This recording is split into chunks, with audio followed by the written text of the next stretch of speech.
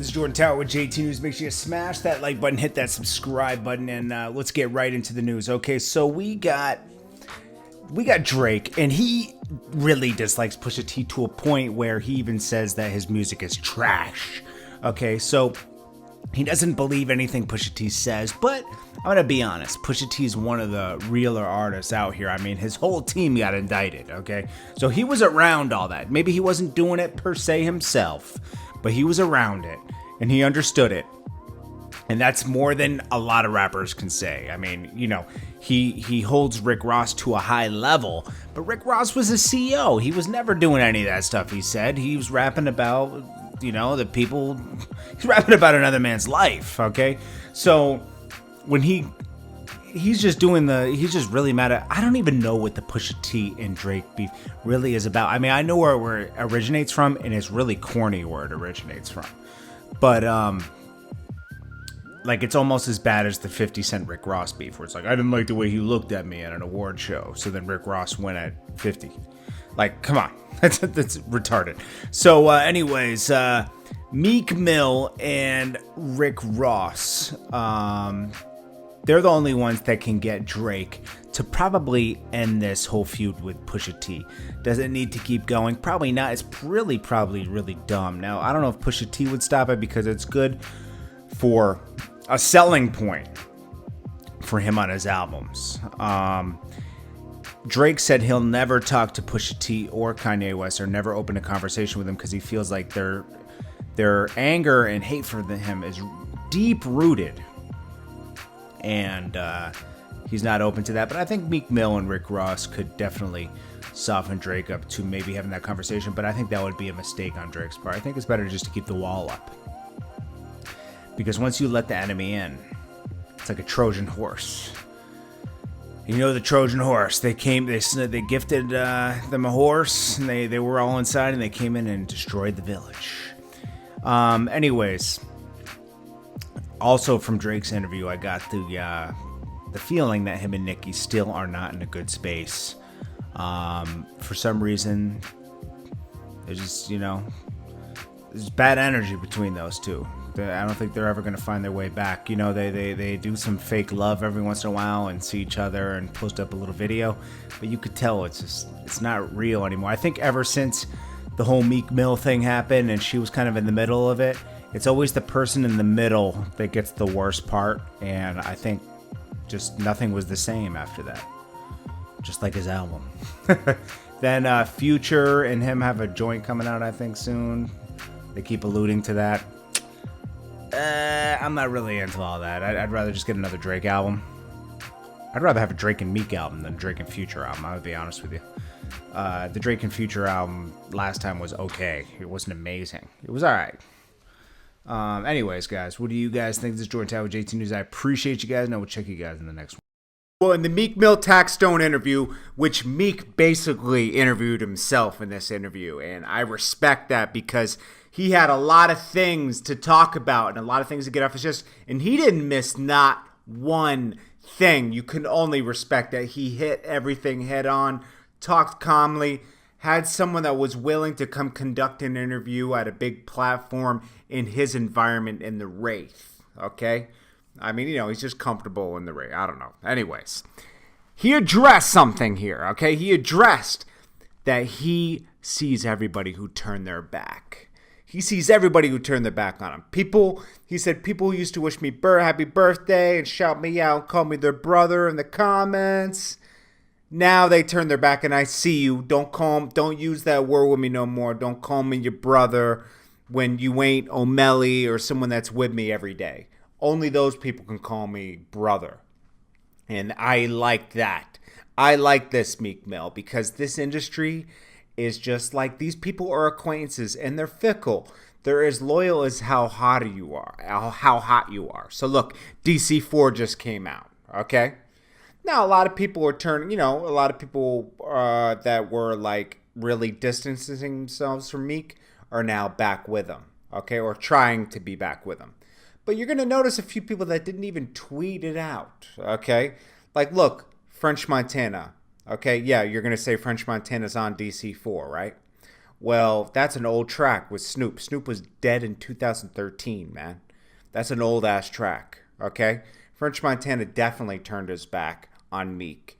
And this is definitely someone who uses my brother with everybody that he's friends with, okay? He turned his back on Meek Mill.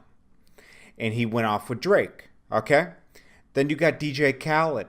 Didn't even tweet out DC4. Someone who always supported Meek. Always used Meek for when he got hot, okay? Got him on all his albums. But DC4 drops. Not a tweet. Not a shout out. Nothing, okay?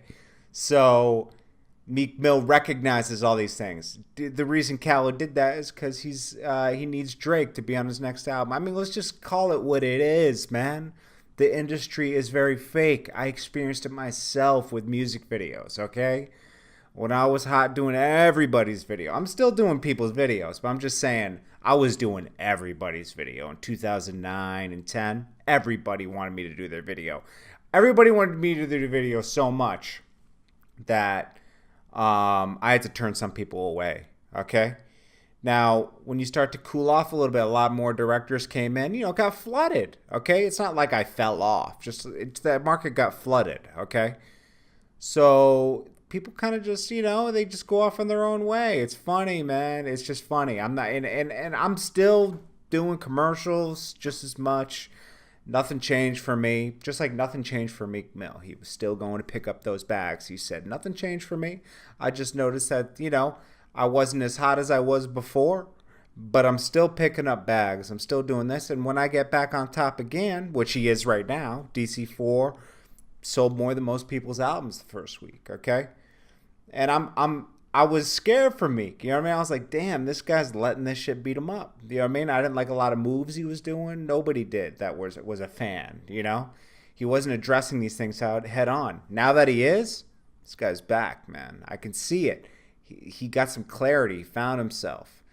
I think he should stay away from social media because, you don't want to put your initial reaction on. You want to play chess. That's playing checkers when you show everybody how you're feeling.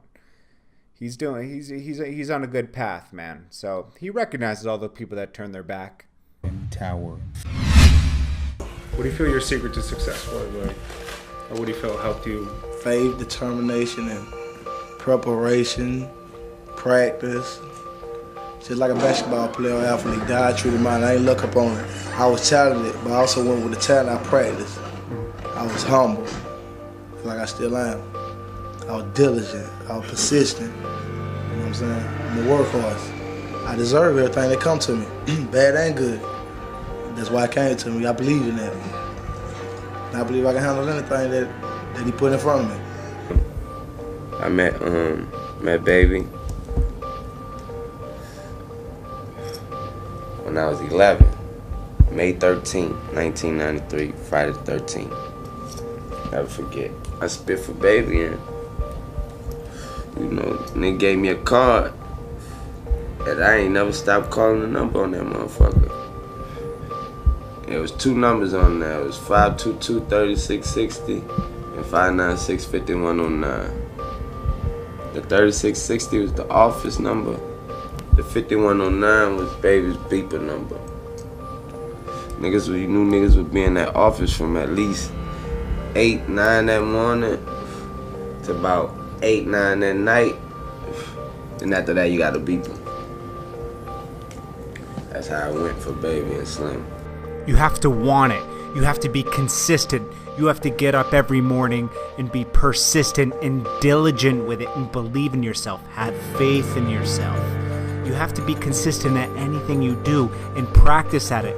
You might have a God-given talent, but you still have to fine-tune your skills. Be consistent with that daily, day in and day out, until what you're doing is like breathing. It's a natural reflex. Success didn't just fall in Gucci Mane's lap. It just didn't fall in Lil Wayne's lap. Lil Wayne had to beep that number, harass Baby, harass Slim, day in and day out, until they would take his call and give him a chance and let him rap for them.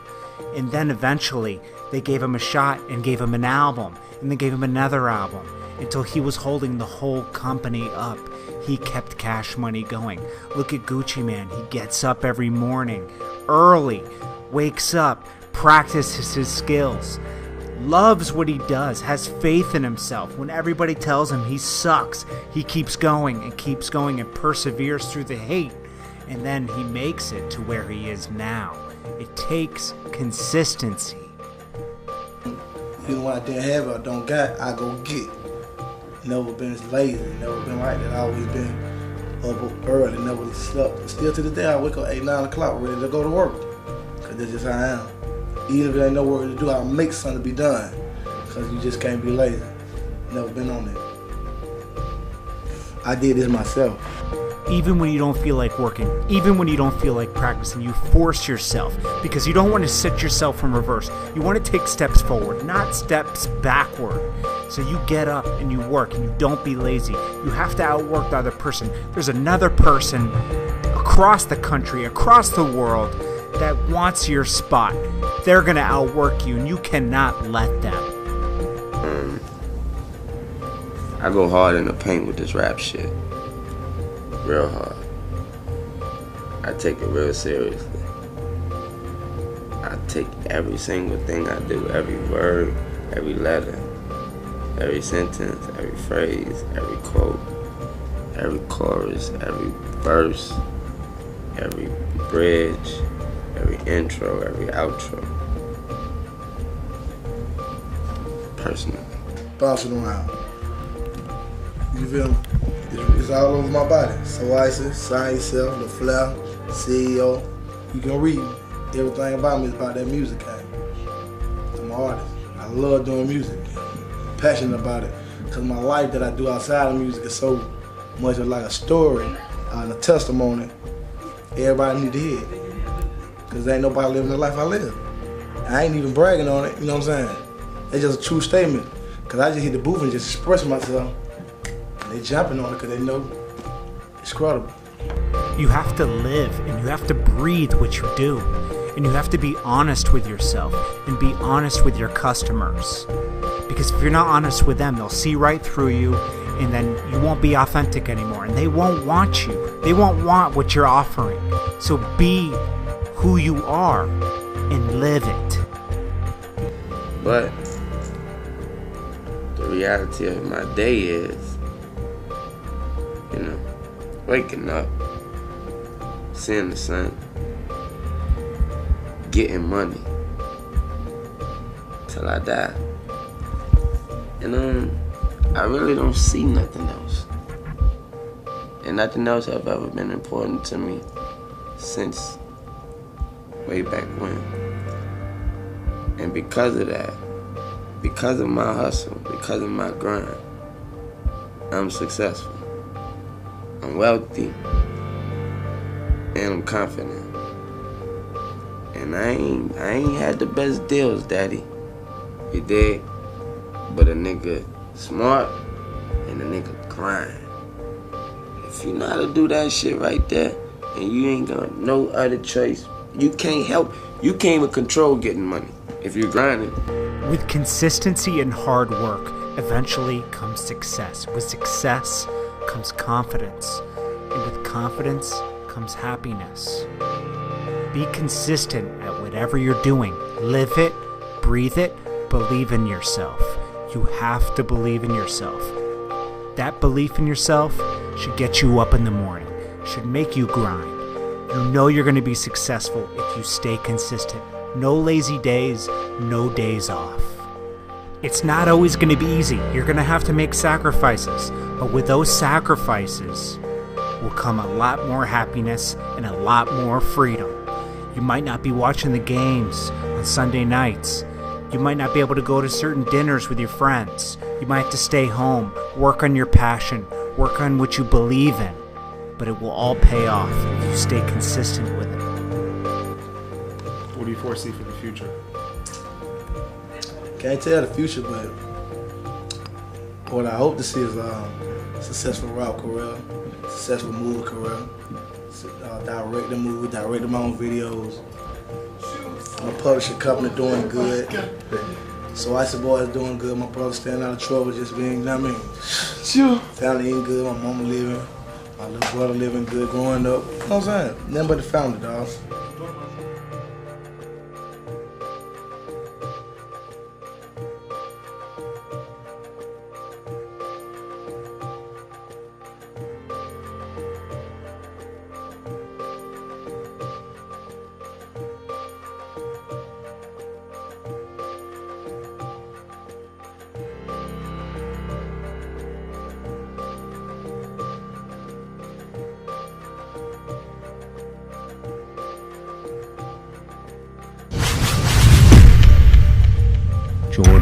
Jordan Tower.